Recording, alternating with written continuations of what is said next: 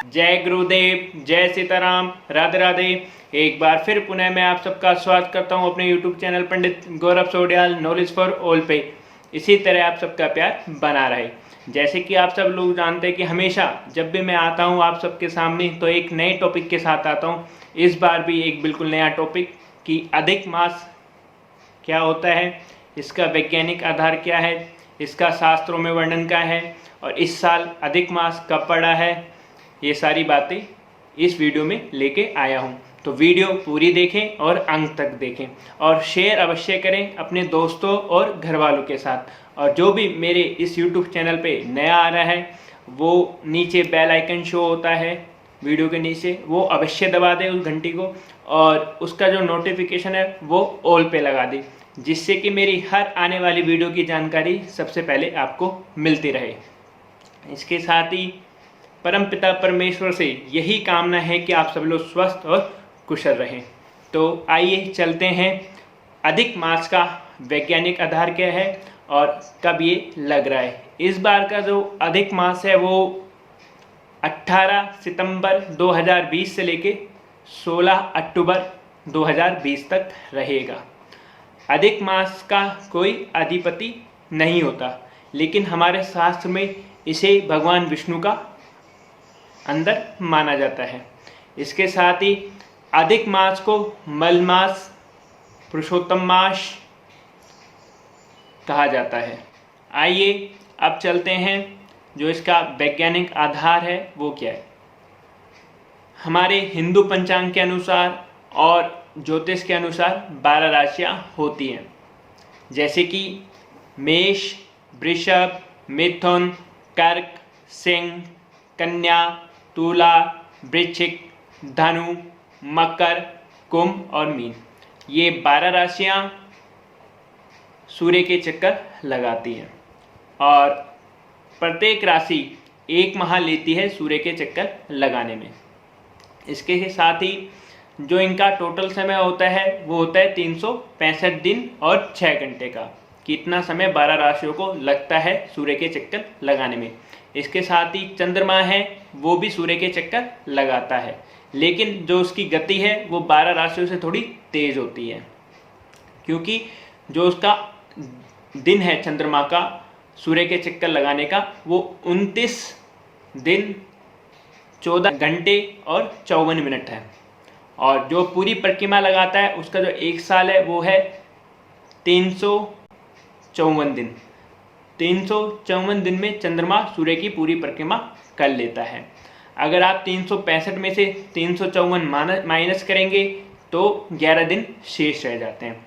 और ये 11 दिन हर साल शेष रहने की वजह से हर तीसरे वर्ष या फिर 28 माह से लेके 36 माह के बीच में एक अधिक मास अवश्य आ जाता है, जो इनकी जो गणना है चंद्रमास की और सूर्य क्रांति की इन्हें बराबर कर देता है।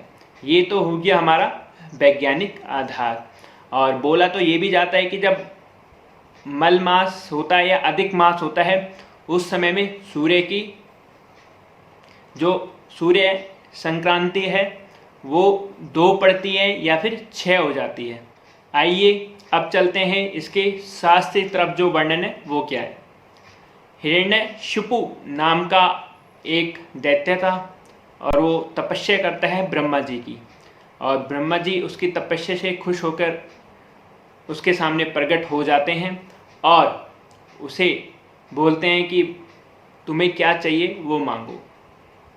तो जो दैत्य होता है वो ब्रह्मा जी से वरदान मांगता है कि आप मुझे अजर अमर होने का वरदान दीजिए, किंतु ब्रह्मा जी उसे ये वरदान नहीं देते हैं और मना कर देते हैं। वो बोलते हैं कि मैं अजर अमर होने का वरदान तो मेरे हाथ में नहीं है, लेकिन मैं तुम्हें एक ऐसा वरदान दे रहा हूँ जो अजर अमर होने के बराबर है। वो उसे एक ऐसा वरदान देते हैं कि ना कोई तुम्हें दिन में मारेगा, ना कोई तुम्हें रात में मार सकता है, ना कोई तुम्हें मनुष्य मारेगा, ना कोई तुम्हें भगवान या नारायण मार सकता है, ना तुम किसी शस्त्र से मरोगे, ना तुम किसी अस्त्र से मरोगे, ना तुम पृथ्वी पर मरोगे, ना तुम आकाश में मरोगे। ये सब भगवान ब्रह्मा जी उसे वरदान देते हैं और अंतर्ध्यान हो जाते हैं। उसके बाद वो अपना जो उसका क्षेत्र होता है राज्य का वो शुरू कर देता है उस क्षेत्र में, और धीरे धीरे वो अपना क्षेत्र आधिपति बढ़ाता है और वो इंद्र को भी स्वर्गलोक से निकाल देता है। और इसके बाद वो पृथ्वीलोक पर भी आता है और पृथ्वीलोक पर भी जो मनुष्य होते हैं उनके ऊपर बहुत ज़्यादा अत्याचार और उनका उत्पीड़न करने लगता है और उन्हें भगवान की पूजा करने से रोकता है और बोलता है कि तुम भगवान की पूजा ना करते हुए मेरी पूजा करो। और जो उसका अपना बेटा होता है प्रहलाद, उसके ऊपर भी वो बहुत उत्पीड़न करता है क्योंकि वो भगवान विष्णु का भक्त होता है और वो उसे मना करता है कि तुम भक्ति ना करो और मेरी भक्ति करो। तो जो बेटा होता है वो पिता के खिलाफ हो जाता है और जब भी वो कंटिन्यू भगवान की भक्ति करता रहता है। इसके साथ ही वो जो दैत्य होता है हिरण्यकशिपु दैत्य जो होता है वो अपने बेटे के ऊपर फिर पीड़न शुरू कर देता है। जैसे उसे जंगलों में छुड़वा देता है, पानी में बहा देता है या फिर उसे जहर देने की कोशिश करता है, लेकिन हर बार भगवान नारायण उसे आकर बचा जाते हैं।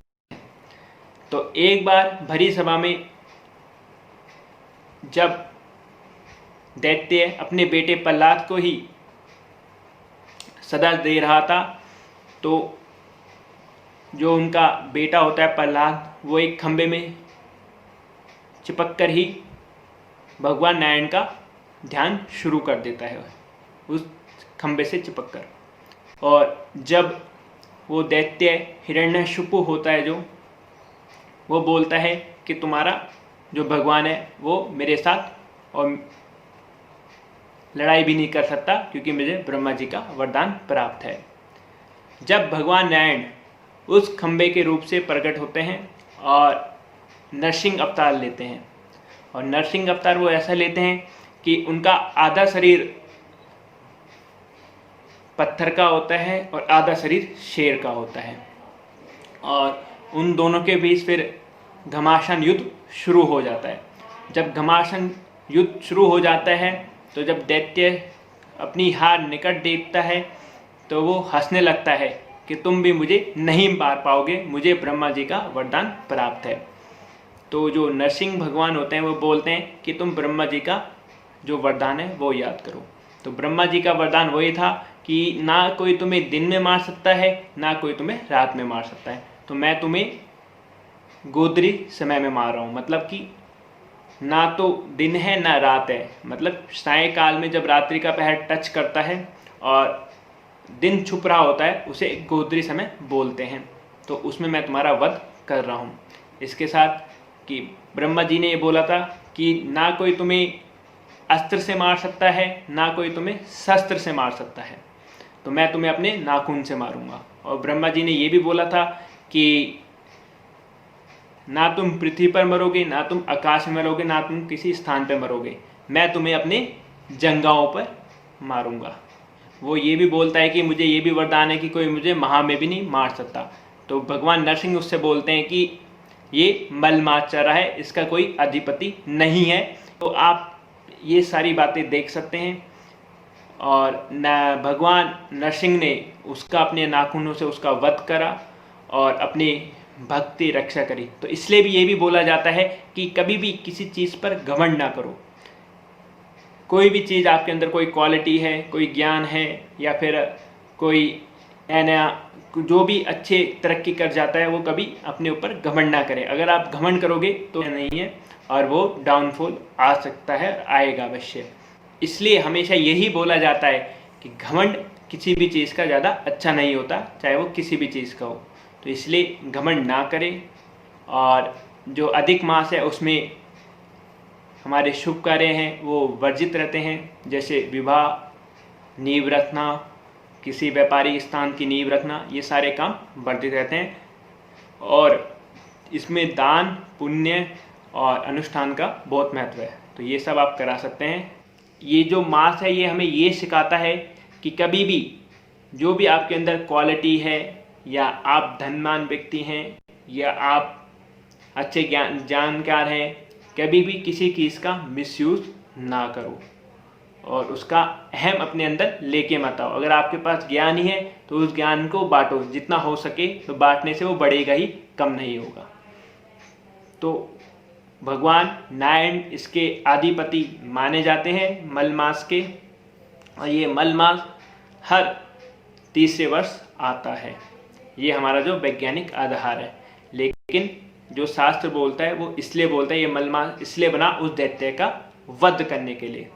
तो ऐसे ही मैं रोचक जानकारी आपके लिए लाता रहूँगा, और मेरी वीडियो को अवश्य शेयर करें, कम से कम जो भी देख रहा है 5 दोस्तों के साथ, घर वालों के साथ।